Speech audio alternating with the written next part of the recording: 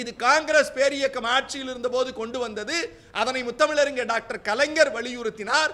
அதைத்தான் அனைவருக்கும் கல்வி என்ற அடிப்படை திட்டத்தின் அடிப்படையில் காங்கிரஸ் அரசாங்கம் ஏற்றுக்கொண்டு அதன் மூலம் மத்திய அரசாங்கம் 60%, மாநில அரசாங்கம் 40% நிதி கொடுக்கப்படுகிறது.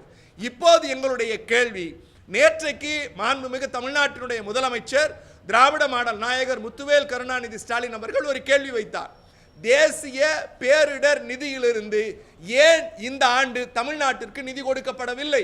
பீகாருக்கு, ஆந்திராவிற்கு, தெலுங்கானாவிற்கு, ஒரிசாவிற்கு போன்ற இடங்களுக்கெல்லாம் கொடுத்திருக்கிற நிதியை ஏன் எங்களுக்கு கொடுக்கவில்லை?